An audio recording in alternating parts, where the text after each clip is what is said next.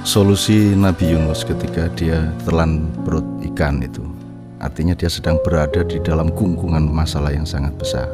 Solusi paling utama adalah bercermin, mengetahui keburukan-keburukannya dan kezaliman-kezalimannya. Jadi saya kira dasar Islam yang terbaik menurut saya adalah karena kesanggupan pemeluk Islam untuk menemukan keburukan-keburukan dirinya sendiri. Sehingga mungkin keburukan orang lain menjadi bukan skala prioritas, tapi keburukan dirinya yang menjadi primer di dalam setiap pertimbangan hidupnya. Oleh karena itu kalau kita relasikan ke pernyataan Rasulullah SAW bahwa umat beliau akan terbagi menjadi 73 golongan, hanya satu yang diterima oleh Allah, maka setiap kali saya bertanya kepada satu kumpulan umat Islam, mereka selalu mengatakan mereka adalah bagian dari satu yang diterima Allah. Jadi ini sebenarnya satu etos. Saya tidak berani bersikap dengan mengatakan bahwa saya termasuk satu yang diterima Allah. Saya hanya berani meniru nabi-nabi dari Adam sampai Muhammad SAW, bahwa saya kemungkinan besar masih termasuk yang 72 golongan. Artinya bisa jadi saya sudah sholat, bisa jadi saya sudah naik haji, bisa jadi saya sudah melakukan zakat dan sebagainya. Tetapi parameter untuk menilai hidup saya sebenarnya harus lebih lengkap, lebih komprehensif, lebih utuh dari sekedar sholat dan zakat dan haji saya. Sehingga kalau saya hitung-hitung seluruh hidup saya ini, saya tidak terlalu optimis bahwa saya termasuk yang diridhoi Allah. Maka saya bekerja supaya diridhoi Allah. Saya terus melakukan sesuatu supaya diridhoi Allah. Sehingga kesadaran utama seorang muslim adalah